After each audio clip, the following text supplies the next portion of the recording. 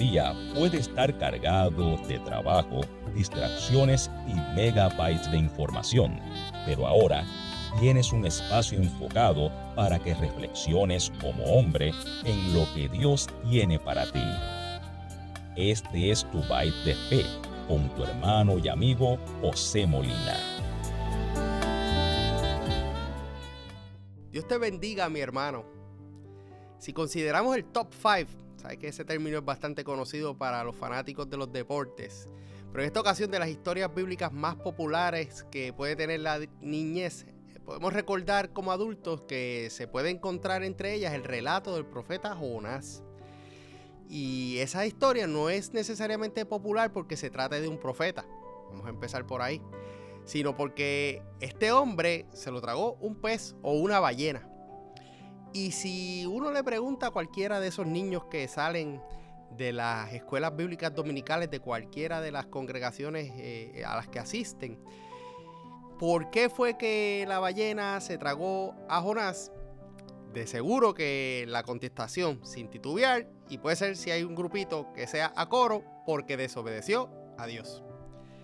Y hay un 100% de probabilidades de que tú, el que me estás escuchando en el auto o me estás viendo por las redes sociales, de que a ti no te haya tragado un pez. También hay otro 100% de probabilidad de que hemos desobedecido a Dios. Esa es también bien 100% probable. Y el asunto es que no es solamente una vez, ni siquiera una vez en la vida. Son muchas veces que ocurre hasta en el mismo día. La reflexión de hoy ha comenzado de esta manera para poder hacer una visita bien breve por la niñez. Y cuando nos acostumbramos, nos asombrábamos a un evento como el que este hombre vivió, probablemente para ti que llevas poco tiempo en el evangelio, pues te puede venir bien y puedes encontrarlo como aplicable en tu vida. De pequeños, nuestra inocencia, nos cuestionábamos el hecho de que el hombre fuese tragado por un pez. Y cuando uno escucha esa historia de adultos, a veces nos puede hacer considerar si esa historia en realidad fue un pez o era una figura representativa de un pez o algo de estas comparaciones que podemos encontrar en la palabra. Lo primero es que la historia es real. Nínive era un lugar real. Y en aquel tiempo, eso era la capital de Asiria. La Biblia menciona acerca de Nínive en varias ocasiones, en varios textos, como Génesis 10, Segunda de Reyes, capítulo 19, Isaías 17, el libro del profeta Nahum también menciona esto, al igual que el libro del profeta Sofonías. Y el asunto del pez es un poquito más cercano a nuestro tiempo. Es increíble que pueda parecer que tan reciente como en febrero del año pasado, un joven venezolano que iba en un kayak navegando junto a su padre por el estrecho de Magallanes, bien al sur de lo que se conoce como la Patagonia chilena, fuera tragado por una ballena jorobada. Eso fue un evento que fue, como le llaman, viral. Y aunque el tiempo que estuvo dentro del pez fue poco porque la ballena lo expulsó rápidamente, este evento nos tiene que dar una idea con claridad de que si eso sucedió hace un año, entonces un hombre sí pudo haberse visto en esta experiencia, la cual relata la Biblia tal cual, porque la Biblia, la palabra de Dios, no miente. Aunque nosotros no sabemos cuál fue el tipo de pez que se tragó a Jonás, sí sabemos que cuando nos exponemos a entrar en desobediencia a Dios, las consecuencias que tenemos que enfrentar nos exponen a que nosotros podamos ser tragados por las mismas consecuencias que acabo de mencionar. El asunto de la desobediencia a la palabra de Dios está directamente relacionado a lo que hay en nuestro corazón. Y profundizando en este libro corto del libro del profeta Jonás, y digo corto porque tiene apenas 4 capítulos, son incontables las enseñanzas que podemos encontrar en esta lectura y que nos tienen que confrontar de una manera u otra con lo que puede haber en nuestros propios corazones y que todavía necesitemos entregar para que sea transformado por el Espíritu Santo en este tiempo presente. Si nosotros nos acercamos a la versión de lo que es la Biblia en Reina Valera, principalmente en los primeros 2 versículos del capítulo 1, te vas a poder dar cuenta que hay varios elementos que necesitamos traer a nuestra consideración y poderlos entonces asimilar para aplicarlos en nuestra vida diaria. Dice la palabra en ese primer capítulo del libro del profeta Jonás, en los versículos 1 y 2, que vino palabra de Jehová a Jonás, hijo de Amitai, diciendo: levántate y ve a Nínive, aquella gran ciudad, y pregona contra ella, porque ha subido su maldad delante de mí.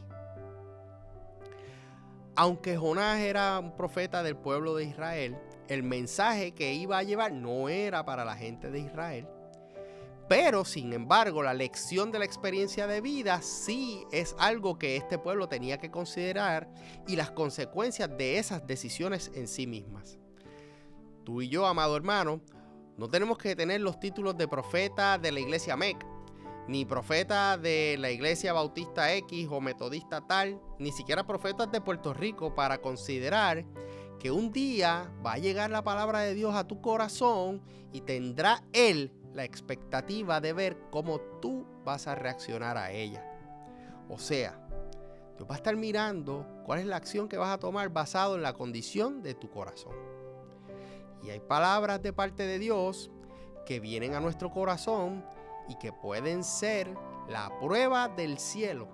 Y la manera en la que nosotros entonces demos nuestro próximo paso va a ser crucial en nuestra vida, pero también en la vida de nuestros prójimos.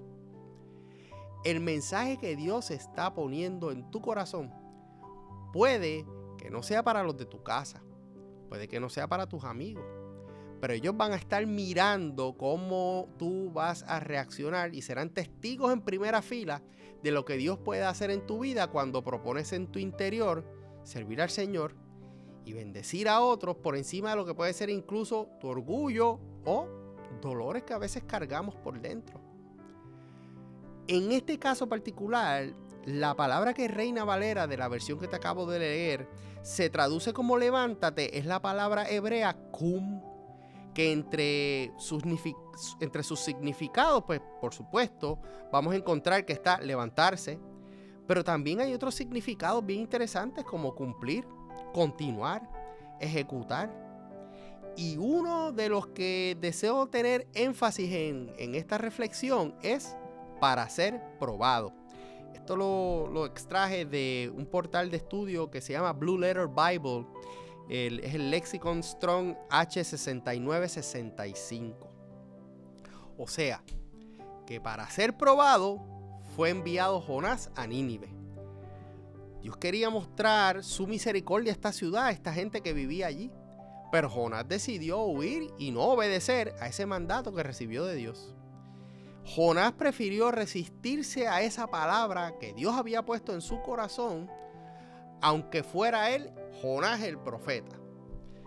Lo cierto es que este hombre demuestra que sigue siendo humano y no es una máquina meramente fabricada en el cielo, sino que es un hombre que en su humanidad, en su carne, tenía que consentir para la encomienda de la carga que el Señor había puesto sobre él. Y este hombre se negó, y al hacerlo tuvo consecuencias que no solamente le afectaron a él, sino a los que estaban con él. El relato claramente nos está mostrando en ese mismo capítulo 1 que esto es algo que es conocido por los veteranos del Evangelio. Porque cuando Jonás huye y se monta para el barco hacia otro lugar, a Tarsis, Jehová se encargó de revelarse en medio del camino por medio de una tempestad, unos vientos huracanados, como lo querramos traducir en este tiempo. Y lo digo de esta manera, y digo todos en el barco, porque hasta en el propio pasaje, cuando uno lo lee o tiene la oportunidad de estudiarlo en las versiones quizás un poco más originales, habla que hasta el propio barco tuvo que enfrentarse a la presencia de Dios. Y cada uno en sí mismo tuvo que reconocer que Jehová era Dios por encima de otros dioses, incluyendo el Dios que Jonás llevaba dentro de su corazón, que era el yo. Mencioné el barco porque esa nave menciona el texto que casi no se pudo resistir, por poco se parte también. Y la nave no se rompió, pero se rompieron las relaciones que tenían los marineros con los dioses, que no eran el Dios de los hebreos, el Dios Jehová, el Dios creador, el Dios sobre todos los dioses. Y ellos tuvieron su oportunidad de reconocer que hay un Dios que está por encima de los dioses que ellos tenían, y ese Dios es Jehová. Y lo interesante de este caso es que esta conversión se da por la propia misericordia de Dios, no necesariamente por el hombre que llevaba el mensaje de misericordia, porque él se había quedado dormido en la parte más baja de la embarcación.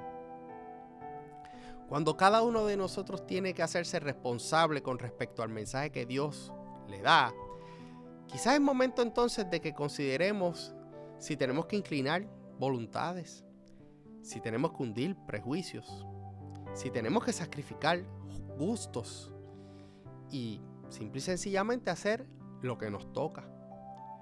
En el proceso, tú vas a poder tener y darle la libertad a los que están contigo de las consecuencias de no hacerlo. Considera entonces que hay tormentas que puedes estar pasando y que posiblemente los tuyos están inmersos en ellas también, que son innecesarias porque simplemente no estás haciendo lo que Dios ha propuesto en tu corazón. Está siendo probado dentro de ti de lo que tienes en tu corazón. Y el relato del primer capítulo de Jonás nos hace visibles que los marineros, incluso que estaban dentro de la barca, estaban dispuestos, desesperados, a tal punto que las cosas más preciadas materiales que tenían allí presentes con ellos, las lanzaron en el mar. Esos eran los enseres que menciona. Y para ese tiempo, un tiempo de comercio marítimo, todas estas cosas eran de alto valor para la gente que navegaba y hacía negocios en la zona. Entonces, todo esto nos tiene que llevar a preguntarnos algunas cositas. La primera de ellas es que nosotros podamos considerar qué tenemos en nuestro corazón a la hora de responder a la palabra de Dios que ha sido puesta en ella o en ello. La segunda pregunta, ¿cuál entonces puede ser la manera en la que reaccionamos ante la palabra de Dios cuando esta es contraria a lo que queremos hacer o cuando no queremos hacer lo que Dios nos pone? Y la tercera pregunta que debemos considerar no es de qué manera miramos las consecuencias de nuestros actos con respecto al efecto que tienen en aquellos que están en nuestro alrededor y que andan en la vida con nosotros. La gente nos ve, hermano, y está esperando que nuestras acciones les bendigan, no que les traigan tempestades y tormentas. Que no se diga que nuestra inacción resulte en una situación que los exponga a situaciones y dinámicas que debimos haber evitado, porque en un principio pudimos hacer lo que debimos haber hecho, que es hablar del amor de Dios, compartir la gracia de Cristo y que podamos dar testimonio de que somos hombres dirigidos por su Santo Espíritu. Y antes de despedirnos, me gustaría interceder por ti, porque puede ser que estés en esos zapatos como Jonás, como también sé que yo en algún momento también lo estuve. Padre de misericordia, te damos gloria y honra a ti, Señor, porque a pesar de nosotros, de nuestras limitaciones, de nuestros impulsos y respuestas que pueden ser contrarias a tu voluntad, tú buscas acercarte a nosotros para presentarte como un Dios misericordioso. Y en un momento en el que pudo haber sido este hombre Jonás exterminado por desobedecerte tan abiertamente como lo presenta tu palabra, tú decidiste darle la oportunidad de montarse en esa barca, de pensar él que iba hacia otro lugar, para revelarte, Señor, en medio de esa tormenta y que otros fueran impactados por tu presencia y las escamas de sus ojos pudieran caerse y cada uno de ellos rechazar a los dioses que llevaban en su interior y reconocerte como Rey de Reyes y Señor de Señores. Aún incluso, Señor, con el desobediente, con Jonás, que ese soy yo y ese es mi hermano, también muestras tu misericordia, Señor, porque al este hombre ser lanzado al mar, Señor, habías hecho ya provisión de el lugar donde tendría una estadía de 3 noches, 3 tiempos en los cuales tendría la oportunidad de, en su angustia, producir una canción. Y aunque la historia termina quizás con un desenlace que genera varias preguntas adicionales, Señor, lo que no se cuestiona es que tú eres un Dios de misericordia, que tu amor nos alcanza, nos arropa. Tú presentas esa misericordia a título individual, pero también al colectivo. Así que, Señor, pon en mi hermano, pon en mí la disposición de obedecer cuando escuchamos tu voz. Que cuando nuestro carácter, nuestro corazón sea aprobado por esa palabra que pondrás, pueda salir tan refinada y reluciente como el oro, luego de haber sido procesada por el fuego. Así que ayúdanos, Señor, en esta encomienda. Cuida nuestras mentes, cuida nuestro corazón y cuida el depósito que has puesto en mi hermano, Señor, para que él pueda también ser no solamente recipiente de tu misericordia, sino también portador de ella, y que las comparta, esas misericordias que se renuevan cada día, que pueda compartir y hablar del amor de Cristo, que se hace manifiesto, Señor, de una manera particular cada día. Bendice, Señor, a quien escucha en el nombre de tu Hijo Cristo Jesús. Amén. Soy tu hermano y amigo José Molina, líder del Ministerio de Hombres de Impacto, y junto a mi hermosa esposa Sonia Arriera servimos como diáconos y servimos al Señor en nuestra amada congregación en la iglesia MEC Casa de Alabanza, una iglesia de presencia internacional que está localizada en el pueblo de Canóvanas, en Puerto Rico. Este fue tu Bite de Fe. Que el Señor te bendiga.